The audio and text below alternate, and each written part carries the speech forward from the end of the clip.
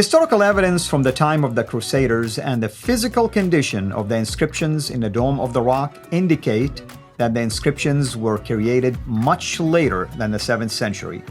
Let's examine the evidence.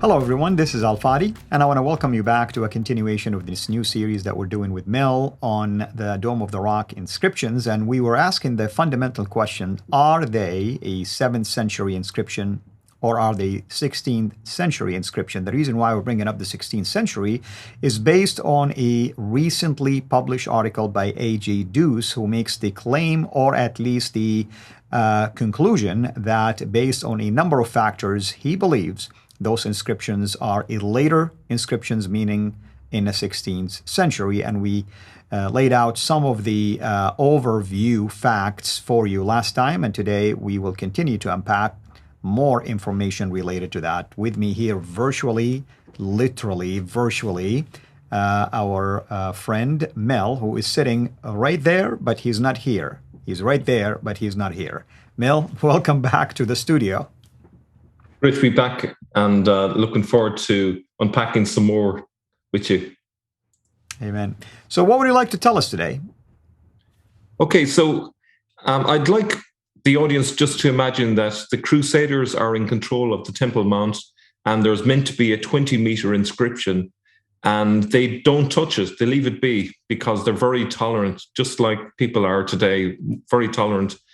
But if you ask most Muslims today, were the Crusaders tolerant, that would probably be the last word they think of.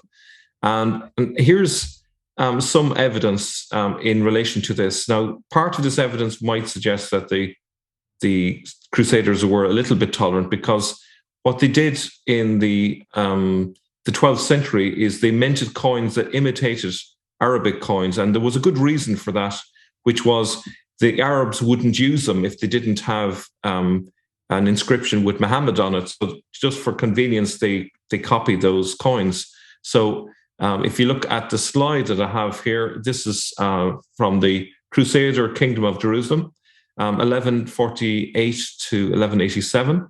It had the following inscriptions: Muhammad is the messenger of Allah, who sent him with guidance and the religion of truth, that he might make it supreme over all religions, although the polytheists disliked it. Straight out of Quran 9:33. And then there, on the other ring, there is no God but Allah, and Muhammad is his prophet. So that could be used as an argument for saying that, okay, they probably would have left the inscriptions in the Dome of the Rock. However, the Crusaders were threatened with excommunication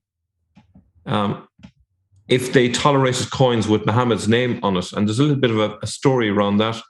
In the spring of 1250, Odo of Châteauroux, from the court of Louis IX of France, was scandalized by the idea that the Franks were minting coins professing Muslim faith and the name of Muhammad, and dated from the birth of Muhammad.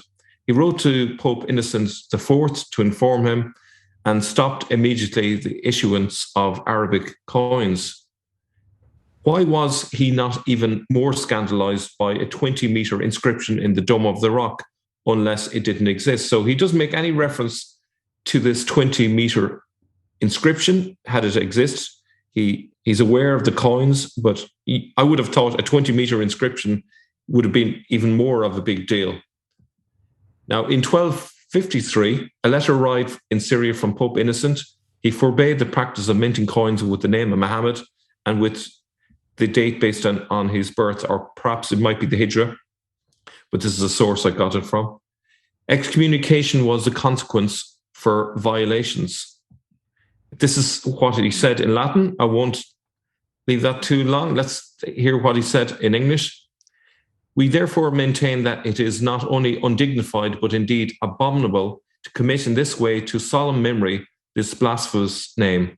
And we mandate by our authority that this sentence, which is excommunication, be imposed, strictly observed, without option of appeal. So I would argue, considering that's the context, that the Crusaders not only would have stopped minting the coins, which they did, if the inscription had existed, they would have removed it, because this could potentially be breaching what the Pope said, maybe not in the letter of the law, but at least certainly in the spirit of the law. And given that the Catholic Crusaders would have been fearful of committing a grave sin and incurring excommunication, it is highly likely that had a 20-meter inscription that mentions Muhammad existed in the Dome of the Rock, it would have been destroyed, given that it was in principle the same or worse.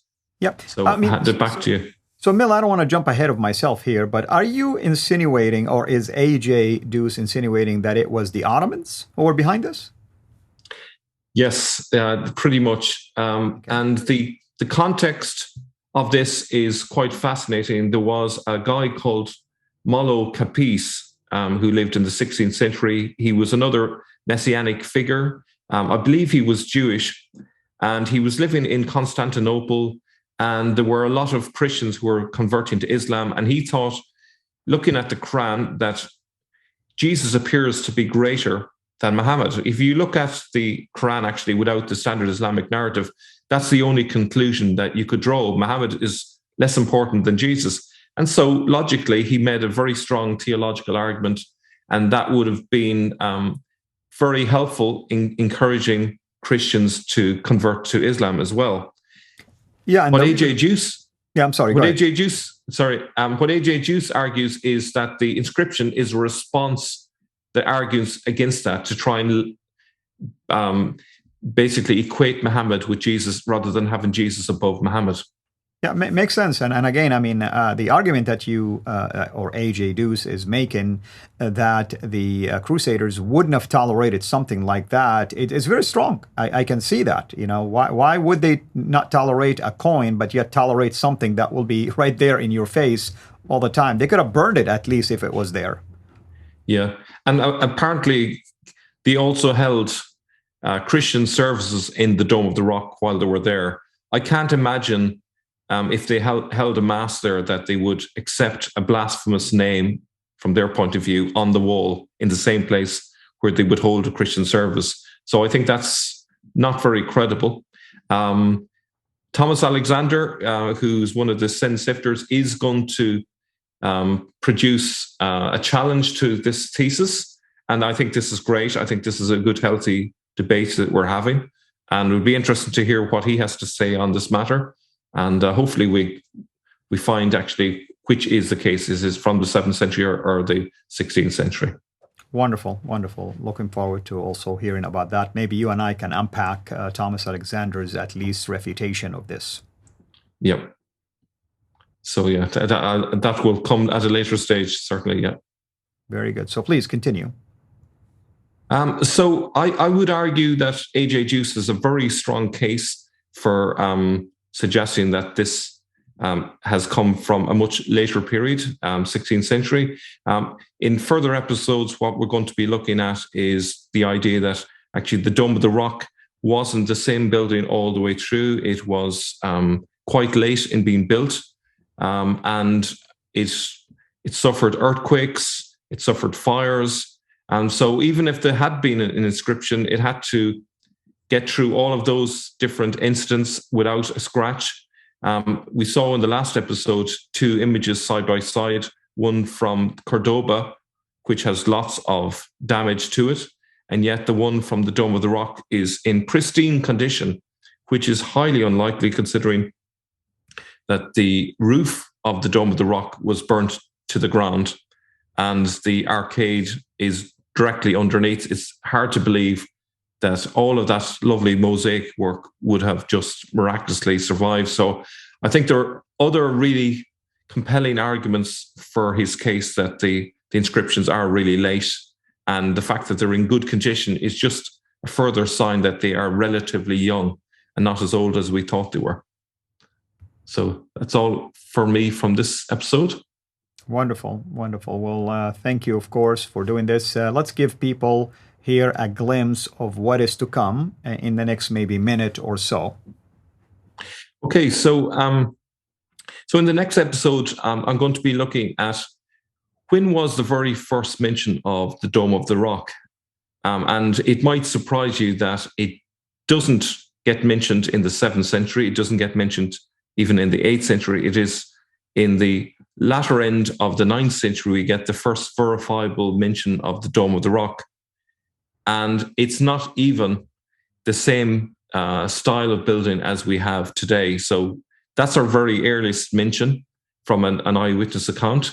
And so that reinforces the idea that it's very unlikely that these inscriptions are from the 7th century. So that's what's coming up next episode. And then moving forward beyond that also, because we still have a few more seconds left, moving forward from there, what is the trajectory that we're going to take to prove what? To prove that AJ is correct? Or are we still just kind of like presenting his findings and we're leaving the door open?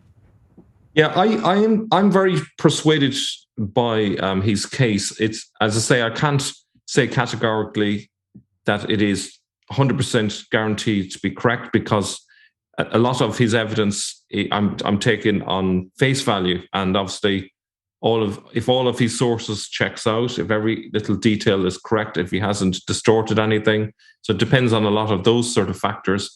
But where this leads to is not only is the first inscription from the 16th century, but there is coming up later the suggestion that the very first suggestion of who built the Dome of the Rock in the form of an inscription was Umar, and that at a later stage they changed it to Abd al-Malik, and then later, and then al-Mamun. So it actually went through 3 versions, not just 2.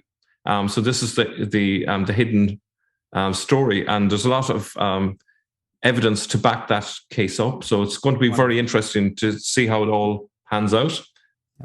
Very good. Well, thank you, Mel. And hopefully everyone is enjoying this series. As always, of course, Mel brings the latest and the greatest to our attention. We're always thankful for his research. Thank you again, everyone, for watching this. Until next time, have a blessed day. Thank you for watching this video. Be sure to like and subscribe to our channel, CIRA International, and click on the bell so that you receive notifications whenever we publish a new video or go live. I would also like to appeal to you to consider becoming a Patreon patron by clicking the link right below. By doing so, you can give towards the production of these videos. There are also other options for you where you can give to our channel. I thank you from the bottom of my heart.